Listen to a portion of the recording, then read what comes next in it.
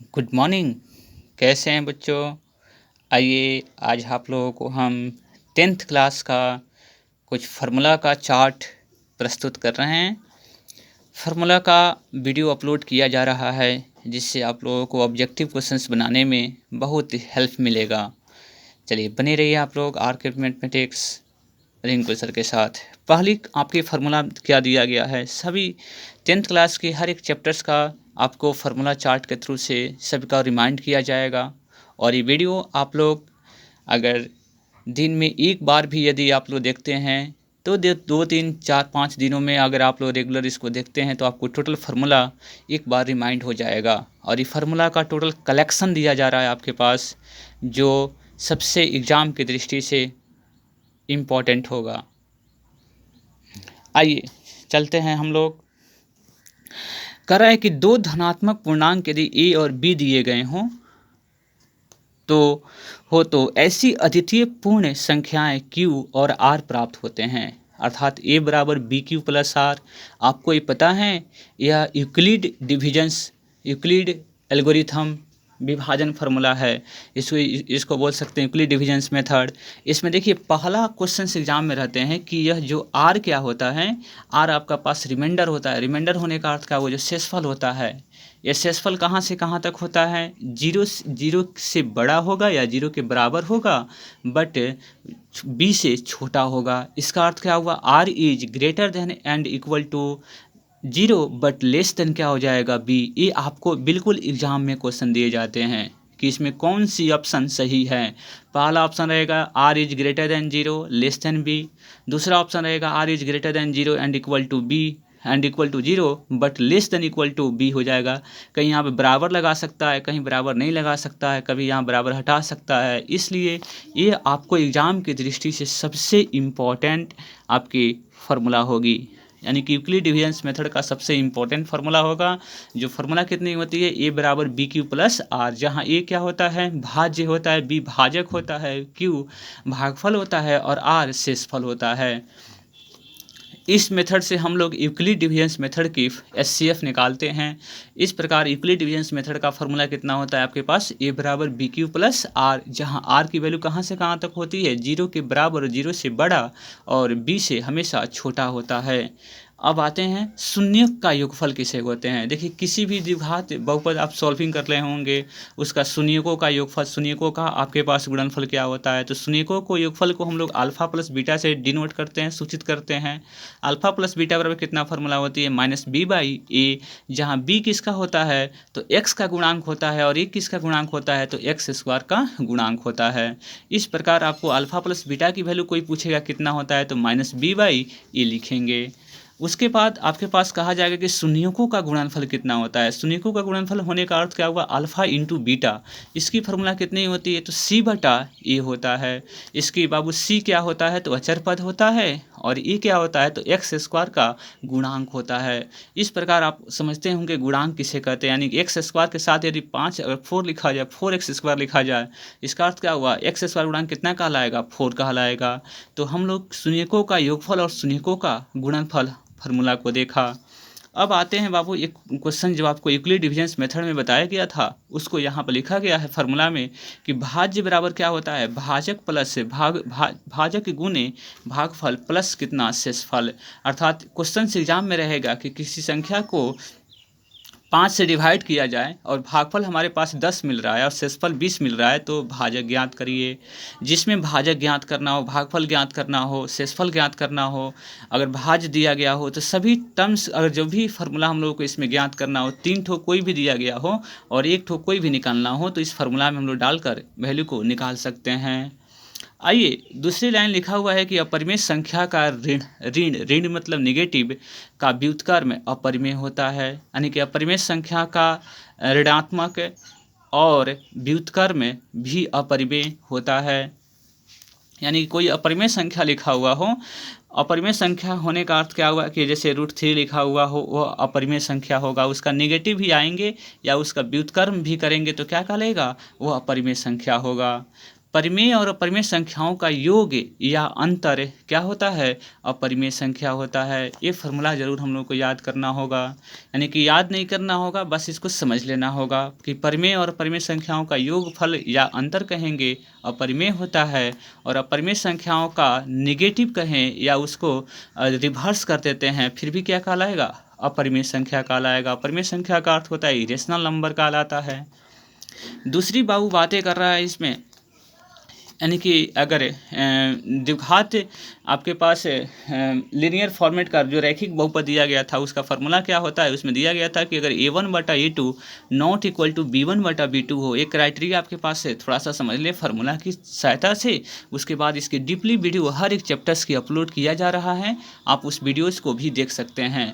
बस ये फार्मूला थोड़ा सा फॉर्मेट को समझ लेना है।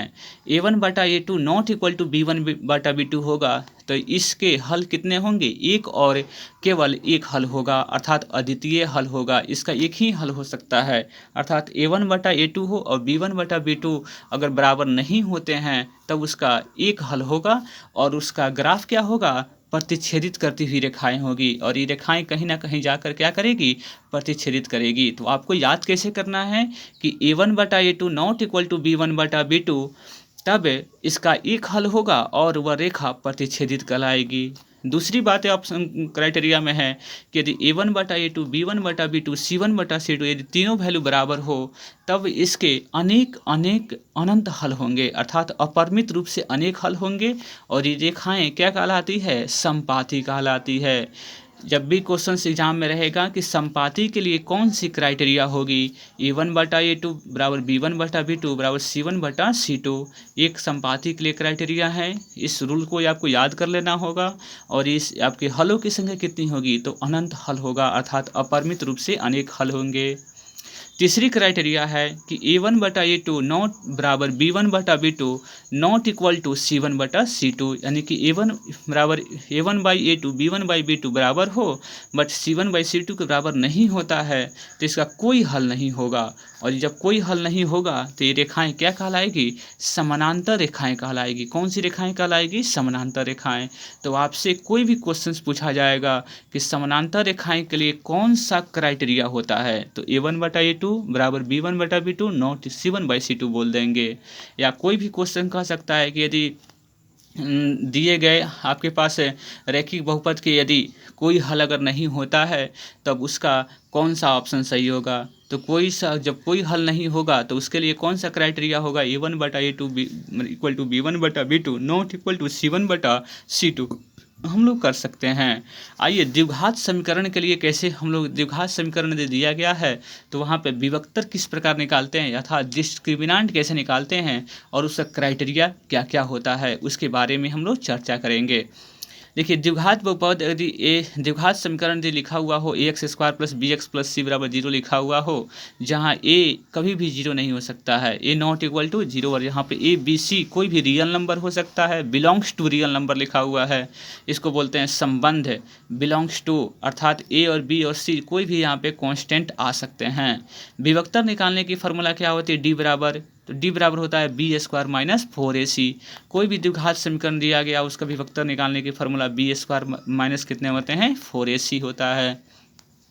यदि इस समीकरण को यदि सॉल्व करना हो तो x बराबर फार्मूला कितनी होती है? -b plus minus √b² minus 4ac बटा कितना? 2a होता है। तो किसी भी द्विघात समीकरण की अगर सॉल्यूशंस निकालना हो, अगर हल निकालना हो तो इस फार्मूला का यूज बिल्कुल कर सकते हैं।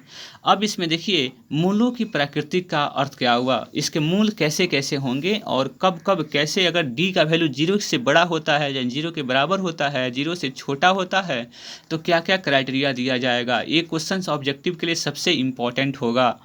यदि d का वैल्यू, d मतलब b² माइनस 4ac का वैल्यू आप निकालें, यदि वह संख्या 0 से बड़ा आती है, इसका वैल्यू कितना, इसका मान यदि 0 से बड़ा आता है तो उसका मूल असमान और वास्तविक कहलाएगा।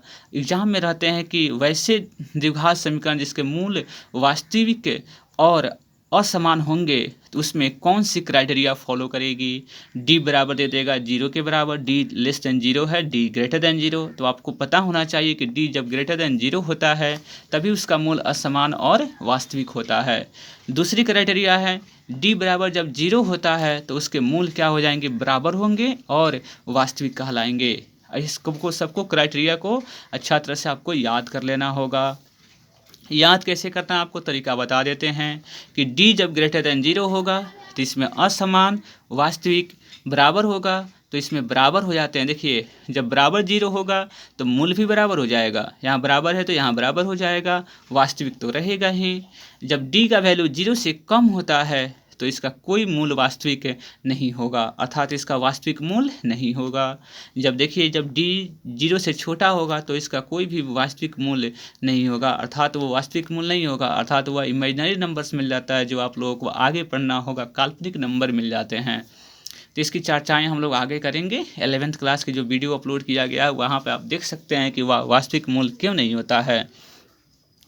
आइए हम लोग चलते हैं, हम लोग अब द्विघात समीकरण में बस इतना आपकी कंसेप्ट क्लियर हो जाए तो इससे 2, 3, 4 क्वेश्चन हम लोग ऑब्जेक्टिव बिल्कुल समय के साथ हम लोग ऑब्जेक्टिव को सॉल्व बिल्कुल कर सकते हैं। आइए दूसरी बातें करते हैं, एपी में चलते हैं। अब हम लोग हर चैप्टर बाय चैप्टर्स का फॉर्मूला ये आपको थोड़ी सी दिया गया है, इसको बारे में समझ लेना है। आइए एपी के nवां पद का लिए एपी के nवां पद के लिए an का फॉर्मूला कितना होता है आपके पास, तो a plus n minus 1 into D होता है, जहाँ an क्या होता है तो nवां पद होता है, a क्या होता है तो प्रथम पद होता है, n क्या होता है तो पदों की संख्या होती है, d क्या होता है तो सार्व अंतर होता है, अर्थात an nth term, a first term, n क्या होता है नंबर्स ऑफ टर्म्स, d क्या होता है कॉमन डिफरेंस, इसको इंग्लिश में कहा जाता है। तो AP के nवां पद की फार्मूला कितना होता है, an बराबर a plus n minus 1 into D होता है। नेक्स्ट बाबू चलते हैं हम लोग एपी के प्रथम n पदों का योग कैसे निकालते हैं। तो एपी के प्रथम n पदों का योग मतलब एस को डिनोट कैसे करते हैं, एसएन से। डिनोट मतलब सूचित करते हैं एसएन से। एसएन का अर्थ क्या हुआ कि nth terms of the sum of nth terms of AP, जिसकी formula n/2 2a plus n minus 1 into D होता है। आपके पास एसएन की एक और फार्मूला बता देते हैं, n/2 a प्लस an होता है। वो फार्मूला भी आपको इसमें चार्ट में नहीं लिखा हुआ है लेकिन आप समझ सकते हैं, n/2 a प्लस an होता है। अगर लास्ट टर्म आपके पास दिया गया हो तो उस फार्मूला को भी यूज कर सकते हैं। तो इसलिए एपी के प्रथम nवां पद का फार्मूला और एसएन पद n पदों के योगफल का फार्मूला, दो फार्मूला सबसे इम्पॉर्टेंट फार्मूला है जो आप इसको देखकर सीख सकते हैं, बहुत सारी क्वेश्चंस को अटैम्प्ट बिल्कुल कर सकते हैं। अब आते हैं हम लोग नेक्स्ट, अब आते हैं हम लोग कोऑर्डिनेट ज्योमेट्री जिसको बोलते हैं, दो बिंदुओं के इसमें निर्देशांक ज्यामिति के नाम से जाना जाता है कोऑर्डिनेट ज्योमेट्री। देखिए इसमें समझना क्या है, इसमें दो बिंदुओं के बीच की दूरी ज्ञात करना है। दो बिंदुओं के बीच की दूरी सबसे इम्पॉर्टेंट फार्मूला है, यह आपके एग्जाम में बिल्कुल दिए जाते हैं। इसकी फार्मूला यदि पहला पॉइंट अगर पी x1 y1 हो, क्यू x2 y2 हो, इसके बीच की दूरी कैसे निकालेंगे तो x2 माइनस x1 का whole square plus y2 minus y1 का होल स्क्वायर हो जाएगा। ये दो ठो पॉइंट के बीच की दूरी अगर निकालना हो तो इस फार्मूला का हम लोग बिल्कुल यूज कर सकते हैं। उसके बाद हम लोग काम करेंगे मूल बिंदु कैसे निकालेंगे। यदि मूल बिंदु यदि 0 0 दिया गया हो, मूल बिंदु क्या बोलते हैं हम लोग 0 0, यदि मूल बिंदु 0 0 हो से किसी बिंदु x y की दूरी को कैसे निकालेंगे, √x² प्लस क्या हो जाएगा y², अर्थात मूल बिंदु से किसी भी बिंदु की दूरी निकालना हो तो डायरेक्टली उस बिंदु का स्क्वायरिंग का सम का रूट कर देंगे हम लोग, वहीं हमारे पास आंसर हो जाएगी। जैसे 0 0 से 3 4 की एलसीएम दूरी निकालना था तो 3 का स्क्वायर प्लस कितना हो जाएगा 4 का स्क्वायर, तो 16 9 और 16 25, 25 का स्क्वायर रूट कितना हो जाएगा 5 हो जाएगा, आंसर हो जाएगी। तीन बिंदु यदि यदि दिया गया हो x1 y1, b दिया गया x2 y2, c दिया गया x3 y3, यदि संरेख कहलाएंगे तब AB प्लस BC बराबर क्या हो जाएगा AC। ये तीनों बिंदु कब कहलाएंगे, संरेख कब कहलाएंगे, जब संरेख होते हैं। इसका अर्थ क्या हुआ कि यहाँ पे A है, यहाँ पे B है और यहाँ पे C है, अर्थात AB प्लस BC बराबर क्या हो जाना चाहिए, AC, तब इसको बोलेंगे संरेख होता है। संरेख के लिए एक ठो और क्राइटेरिया आपको बताएंगे कि तीनों पॉइंट का कब संरेख होता है, जब उसका एरिया मतलब क्षेत्रफल क्या हो जाए, 0 हो जाए। तो इसका क्षेत्रफल भी यदि निकालेंगे, यदि 0 आ जाता है तो कह देंगे क्या कि तीनों संख्याएं संरेख है। विभाजन फार्मूला इसको बोलते हैं, इसको समझिए। विभाजन फार्मूला का अर्थ क्या हुआ, कोई लाइन आपके पास दिया गया है, यहाँ पे A है और यहाँ पे B है, इसको C काटता है M रेशियो कितना में, N में, तो यहाँ पे C का कोऑर्डिनेट कितना हो जाएगा, तो C मतलब यहाँ पे C का भी तो x और y होगा ना, क्योंकि कोऑर्डिनेट हमेशा पहले x लिखते हैं उसके बाद y लिखते हैं, तो C का हम लोग वैल्यू कितना हो जाएगा, तो इसमें x के स्थान पे लिखेंगे m1 x1 x2 plus m2 x1 by m1 plus क्या हो जाएगा m2। आप इसको देख सकते हैं, कहीं दिक्कत की बात नहीं है, यानी कि m1 और m2 के रूप में इसको डिवाइड किया गया हो। m1 और कितना, अगर m2 के रूप में डिवाइड किया गया हो तो m2 x1 और प्लस कितने होते हैं आपके पास m1 x2। आप इस टर्म्स को पहले भी लिख सकते हैं या इसको बाद में भी लिख सकते हैं। ध्यान रखिएगा कि इसमें m1 के साथ x2 आएगा और इसमें m2 के साथ x1 आएगा, डिफरेंट आएंगे। अब बटा कितना हो जाएगा m1 प्लस m2, और यहाँ पे y बराबर कितना हो जाएगा m1 y2 plus m2 y1 बटा m1 प्लस क्या हो जाएगा m2। यदि यह अंत विभाजित करेगा तो प्लस रहेगा और बाह्य विभाजित करेगा तो ये केवल प्लस के स्थान पे माइनस लिख दीजिएगा, तो ये हमारा विभाजन फार्मूला निकल जाएगा। इससे बहुत इंपॉर्टेंट क्वेश्चंस हैं, एग्जाम में क्वेश्चंस बिल्कुल आपके पास ऑब्जेक्टिव दिए जाते हैं। अब आते हैं बाबू कि दो ठो बिंदु, यदि आपके पास x1 y1 और x2 y2 के मध्य बिंदु का नियामक कितना हो जाएगा। मध्य बिंदु का नियामक होने का अर्थ क्या हुआ कि दो ठो पॉइंट के बीच का क्या निकालना, मध्य बिंदु निकालना। मध्य बिंदु का फॉर्मूला होता है x1 प्लस x2 बाई 2, यानी कि x1 प्लस x2 बाई 2 कर लेंगे, फिर y1 प्लस y2 बाई 2 कर लेंगे। आप इसको x अक्ष का नियामक है और यह y अक्ष का नियामक है। अब आइए आपको फार्मूला बताते हैं, क्षेत्रफल निकालने की फार्मूला। किसी भी ट्रेंगल का क्षेत्रफल निकालना अगर होगा तो उसकी formula 1/2 x1 y2 minus y3 plus x2 y3 minus y1 फिर plus x3 y1 minus y2 होता है। इसको याद करने का तरीका आपको बताते हैं कि 123 231 और 312, अर्थात 123 231 और 312, बस इतना ही आप याद रखे रहिएगा और माइंड इसको मेकअप कर लेंगे कि 123 जो लिखा जा रहा है, पहला 1 से x1 होगा, फिर 23 से 2 से y2 होगा और 3 से y3 होगा। बस इसको याद करने का तरीका है, एरिया आप निकाल सकते हैं। किसी भी ट्रेंगल का क्षेत्रफल आप इस फार्मूला के 3 से निकाल सकते हैं। देखिए कोई भी यदि 3 ठो पॉइंट रैखिक होगा, रैखिक होने का अर्थ क्या हुआ कि संरेख होगा तो उसका एरिया कितना हो जाएगा आपके पास, 0। हम आपको पहले बताए थे कि जब 3 ठो पॉइंट संरेखी होते हैं या रैखिक होते हैं उसका एरिया कितना हो जाएगा, 0 हो जाएगा। इस प्रकार आप इतनी फार्मूला, एक शॉर्टकट फार्मूला आपके पास दिया गया जिसको आप लोग देख सकते हैं। इस तरह से चैप्टर वाइज आपको वीडियो अपलोड किया जा रहा है, वहाँ से भी आप इसकी फ़ायदा ज़रूर उठा सकते हैं। आइए अब आप लोग चलते हैं हम लोग ट्रिगोमेट्री में।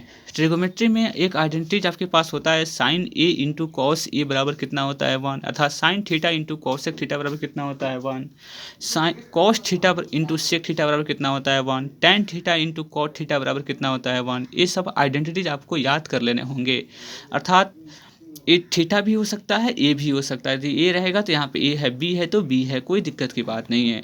आप एंगल के रूप में देख सकते हैं साइन थीटा बराबर कितने होते हैं, cos 90 minus theta. Cos theta बराबर कितना होता है, sine 90 minus theta. Tan theta बराबर होता है कॉट 90 माइनस थीटा। फिर यहाँ पे देखिए टेन कॉट है ना, तो कॉट ए बराबर जब कहा जाएगा तो टेन 90 माइनस थीटा हो जाएगा। सेक कहा जाएगा तो कॉसेक 90 माइनस थीटा, और कॉसेक कहा जाएगा तो सेक 90 माइनस थीटा। ये सब फार्मूला हमारे पास एंगल के बेसिस पे काम करेंगे।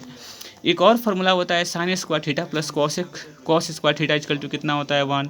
जब साइन थीटा का वैल्यू पूछा जाएगा तो ये प्लस में है ना, तो इधर जा क्या हो जाएगा, माइनस में हो जाएगा, और यहाँ से स्क्वायर जब हटेगा तो क्या लगा देगा, रूट लगा देगा, अर्थात रूट ओवर 1 माइनस कितने हो जाएंगे, कॉस स्क्वायर थीटा हो जाएगा। फिर जब कॉस थीटा का वैल्यू पूछा जाएगा तो होता है 1 माइनस कितने हो जाएंगे, साइन स्क्वायर थीटा हो जाएगा रूट ओवर। ये फार्मूला आप याद कर सकते हैं। दूसरी आइडेंटिटीज है आपके पास sec square theta minus tan square theta की बराबर कितना हो जाएगा 1। ये फार्मूला होती है सेक थीटा जब कहा जाएगा तो माइनस में है ना, थीटा आया क्या हो जाएगा प्लस में, रूट ओवर क्या हो जाएगा प्लस में, और टेन थीटा कहा जाएगा तो अंडर रूट सेक स्क्वायर ए माइनस कितने हो जाएंगे 1। एक और आइडेंटिटीज होता है कि कॉसेक स्क्वायर ए माइनस कॉट स्क्वायर ए बराबर कितना होता है 1। तो कॉसेक के बराबर कितना होता है अंडर रूट 1 प्लस कितने, माइनस में है ना, इधर जाए क्या हो जाएगा प्लस में हो जाएगा 1 प्लस कॉट स्क्वायर ए हो जाएगा। जब कॉट ए पूछा जाएगा तो कितने हो जाएंगे कॉसेक स्क्वायर ए माइनस 1। पीबीएच में आइए बाबू हम लोग चलते हैं। साइन थीटा का वैल्यू कितना होता है P by H, cos theta का B by H, tan theta का पी बाई बी, और टेन थीटा होता है जो कॉट थीटा का उल्टा होता है, बी बाई कितने हो जाएंगे पी। जो कॉस होता है वह किसका उल्टा होता है सेक का, तो सेक का कॉस का उल्टा कर दीजिए, एच बाई कितना हो जाएगा बी, और साइन का उल्टा क्या होता है कॉसेक होता है, तो एच बाई कितने हो जाएंगे बी। ये सब फार्मूला हम लोग बिल्कुल कर सकते हैं। यहाँ पे नोट लिखा हुआ है कि ए बराबर थीटा, अर्थात ए बराबर थीटा लिख सकते हैं कोण, यानी कि जहाँ जहाँ ए लिखा हुआ वहाँ पे थीटा भी हम लोग लिख सकते हैं, उसमें कोई दिक्कत नहीं है, दोनों इंडिकेटिंग कोण को ही कर रहा है। अब आते हैं हम लोग एंगल के बारे में। इस पे भी क्वेश्चन एग्जाम में बिल्कुल ऑब्जेक्टिव क्वेश्चन तो बिल्कुल दिए जाते हैं। एक क्विक रिविजन्स आपके पास ये टोटल चैप्टर्स का एक समराइज वीडियो आपको अपलोड किया जा रहा है, और इस तरह तो चैप्टर बाय चैप्टर आप इसकी थोड़ा सा और डीपली नॉलेज आप ले सकते हैं। यदि ए साइन 0 डिग्री कितना होता है 0, sine 30 degree 1/2, sine 45 degree 1/√2, sine 60 degree √3/2, sine 90 degree equal to 1। इस सब का फार्मूला का प्रूफिंग आपको दिया जाएगा कि साइन 30 डिग्री का वैल्यू 1/2 के में होता है। इसके लिए आप एक सेपरेटली ट्रिगोमेट्री का वीडियो अपलोड किया जा रहा है, उसमें आप प्ले लिस्ट में जाकर आप इसको सबको देख सकते हैं कि साइन 30 डिग्री का वैल्यू 1/2 ही क्यों होता है, यहाँ पे 1/3 क्यों नहीं लिखेंगे। सबके पीछे रीजन से आप सभी वीडियोज़ को आप देख सकते हैं। कॉस का भी कितना होता है 0 डिग्री। अब देखिए साइन का जो वैल्यू होता है वो उल्टा कर दीजिएगा तो कॉस का मिल जाएगा। देखिए कॉस का कितना हो जाएगा 1, यहाँ पे तो 1 आ जाएगा, √3/2 है तो √3/2, यहाँ पे 1/2 है, 1/√2 है तो 1/√2, फिर यहाँ पे 1/2 है, फिर 0 हो गया 0 हो गया। फिर 10 का जब निकालेंगे तो साइन बाई कॉस कर दीजिए, यानी कि 0/1 करेंगे तो 0 हो जाएगा। फिर इतना बटे इतना करेंगे तो 2 कैंसिल हो जाएगा, 1 बटा कितना बचेगा √3, दोनों सेम है ना तो 1 हो जाएगा। इतना बाई इतना करेंगे तो नीचे 2 क्या हो जाएगा कैंसिल, √3/1 मतलब √3, और 1/0 करेंगे तो अपरिभाषित। इस प्रकार हम लोग tan का वैल्यू निकाल सकते हैं। जो tan का वैल्यू होता है वो cot का उल्टा होता है, cot का फार्मूला जो है tan का उल्टा हो जाएगा, तो अपरिभाषित पहले आ जाएगा, यहाँ पे √3, यहाँ पे 1, और यहाँ पे 1/√3, यहाँ पे कितने हो जाएंगे 0। अब इसको सेक का देखिए, सेक का वैल्यू जो होता है वो कॉस का उल्टा होता है, तो 1/1 है ना तो उसका भी 1 हो जाएगा। ये √3/2 है तो इसका उल्टा कितना हो जाएगा 2/3, तो 2/√3 हो गया। 1/√2 है तो यहाँ पे √2 हो जाएगा। इसको पलट देना है, पलट दे दीजिएगा तो सेक का निकल जाएगा, अर्थात कॉस का उल्टा सेक होता है और साइन का उल्टा क्या हो जाएगा कॉसेक हो जाएगा। बस इस चार्ट को आप थोड़ा सा रिमाइंड कर लेंगे, इसको हमेशा आपकी ज़रूरत पड़ेगी। अब आते हैं ट्रिगोमेट्री में, मेंसुरेशन क्षेत्रफल अर्थात क्षेत्रमिति में कुछ फार्मूला आपको बेसिक दिया जा रहा है, वो जस्ट और फार्मूला को याद कर लेंगे, जिसके आपके लिए बहुत ही कारगर साबित हो जाएगा। वृत्त का क्षेत्रफल कितना होता है πr², वृत्त का परिधि 2πr, वृत्त की त्रिज्या निकाला जाए तो d/2 मतलब व्यास बटा 2 कर लेंगे। अर्धवृत्त का क्षेत्रफल निकाला जाएगा तो 1/2 πr² होता है। त्रिज्या खंड का क्षेत्रफल निकाला जाए तो θ/360 डिग्री और πr² हो जाएगा। दीर्घ त्रिज्या खंड का क्षेत्रफल निकाला जाए तो 360 माइनस θ/360, इसमें थीटा की वैल्यू जरूर दिया रहता है, πr² हो जाएगा। त्रिज्या खंड की संगत चाप की लंबाई जब कहा जाएगा तो θ/360 डिग्री इंटू 2πr। लघु त्रिज्या खंड का क्षेत्रफल कहा जाएगा तो θ/360 degree πr² minus 1/2 r² sine theta. इसमें एंगल और रेडियस आपको दिया जाएगा, थीटा भी दिया जाएगा, तो सभी क्वेश्चन से लघु त्रिज्या खंड का क्षेत्रफल आप बिल्कुल निकाल सकते हैं। घनाभ आते हैं, घनाभ क्या किसे कहते हैं, वैसे मतलब फिगर जिसका फलक क्या हो आयताकार हो उसको घनाभ कहते हैं, जिसमें LBH होता है। घनाभ का आयतन कितना होता है तो L + B × H होता है, लंबाई गुणे चौड़ाई गुणे ऊंचाई। कुल पृष्ठीय क्षेत्रफल कहा जाने निकालने के लिए तो 2 × LB + BH + LH होता है। आपके पास इसमें विकर्ण की लंबाई कहा जाएगा तो √L² + B² + H²। ये बहुत इंपॉर्टेंट फार्मूला है। कहा जाएगा कि एक घनाकार रूम में एक लंबी बांस को हम लोगों को रखा गया है, तो कितने मीटर की लंबी बांस को रखी जा सकती है मैक्सिमम, जिसमें L, B, H दिया गया होगा, तो उस फार्मूला की विकर्ण की लंबाई बिल्कुल आप निकाल सकते हैं। सब फार्मूला आपको याद कर लेना होगा। घन का निकालना है। घन के सभी फलक क्या होते हैं? वर्गाकार होते हैं। इसकी फार्मूला क्या है कि घन की अगर एक भुजा बराबर ए होता है, इसको ए से डिनोट करते हैं। आयतन किसे कहेंगे? तो ए क्यू होता है, भुजा क्यू। कुल पृष्ठीय क्षेत्रफल हो जाएगा 6a²। इसकी विकर्ण की लंबाई कहा जाएगा तो √3a हो जाएगा, या √3a है। √3a बाहर होता है, ये विकर्ण की लंबाई हो जाएगा। अब आते हैं हम लोग बेलन के बारे में आते हैं। ठोस अगर बेलन आपके पास दिया गया हो तो दोनों आधार सर्वांगसम होते हैं तथा आयताकार आकार वृत्ताकार होता है। तो आधार का क्षेत्रफल, बेलन के आधार का क्षेत्रफल कितना होता है? πr²। बेलन के आधार का परिधि कितना होता है? तो 2πr, क्योंकि जो बेलन होता है ना, उसका जो नीचे वाला पर्सन होता है वह सर्कल होता है। तो सर्कल का क्षेत्रफल समझते ही होंगे, πr²। आधार का परिधि कितना हो जाएगा? 2πr हो जाएगा। बेलन का वक्र पृष्ठीय क्षेत्रफल कितना होता है? 2πrh होता है। बेलन का संपूर्ण पृष्ठीय क्षेत्रफल 2πr × r + h। बेलन का आयतन कितना होता है? πr² होता है। और शंकु आते हैं। शंकु का आधार का क्षेत्रफल कितना होता है? πr²। क्योंकि शंकु जब आप आएंगे तो आप देखेंगे कि शंकु जो होता है वह नीचे वृत्ताकार शेप में होता है, तो इसका आधार का क्षेत्रफल कितना हो जाएगा? πr² हो जाएगा। शंकु का वक्र पृष्ठीय क्षेत्रफल πrl हो जाएगा, जहाँ l क्या है? तिरछी ऊंचाई होता है। आप इसको ऊंचाई को समझ लीजिए। इसको चार्ट बाय चार्ट थोड़ा सा समझ सकते हैं। इसकी हर एक चैप्टर का सेक्शन वाइज आपको वीडियो अपलोड किया जा रहा है फार्मूला का, वहाँ पे आप बिल्कुल इसकी बेसिक कंसेप्ट ले सकते हैं। तब तक बेसिक कंसेप्ट अगर देख लेंगे तो ये आपको रिमाइंड करने के लिए सब फार्मूला हो जाएगा। इसको बोलेंगे तिरछी ऊंचाई, ये हमारा हाइट ऊंचाई कहलाएगा, और ये हमारा आर कहलाएगा। इसको बोलते हैं तिरछी ऊंचाई, यह हमारा शंकु की ऊंचाई कहलाएगा, और यह रेडियस कहलाएगा। तो शंकु की आधार की परिधि कितना हो जाएगा? 2πr। शंकु के संपूर्ण पृष्ठीय क्षेत्रफल कहा जाएगा आपके पास। संपूर्ण पृष्ठीय क्षेत्रफल करेंगे तो πr × r + l होता है। उसके बाद हम लोग काम करेंगे शंकु की आयतन कितनी होती है। शंकु की आयतन आपके पास 1/3 πr² होता है। तो शंकु का आयतन भी क्लियर हो जाएगा। गोला का संपूर्ण पृष्ठीय क्षेत्रफल कहा जाएगा तो πr² होता है। πr² हो जाएगा क्योंकि इसमें h नहीं होगा गोला में। आयतन कहा जाएगा तो 4/3 πr³। ये सब फार्मूला आपको बिल्कुल जुबान पे याद होना चाहिए। अर्धगोला का वक्र पृष्ठीय क्षेत्रफल कितना होता है? 2πr²। अर्धगोला का संपूर्ण पृष्ठीय क्षेत्रफल कितना होता है? तो 3πr² होता है। अर्धगोला का आयतन कहा जाएगा 2/3 πr³ होता है।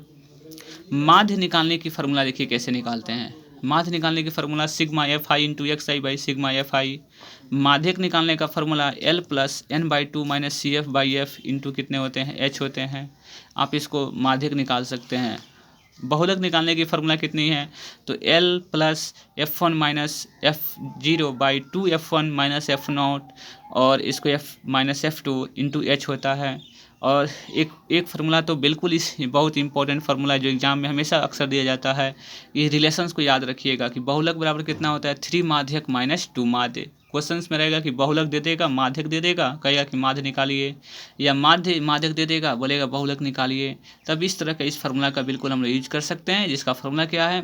बहुलक बराबर 3 माध्यक - 2 माध्य। इस प्रकार हमने टोटल एक 10th क्लास की टोटल फार्मूला का एक समराइज वीडियो अपलोड किया गया।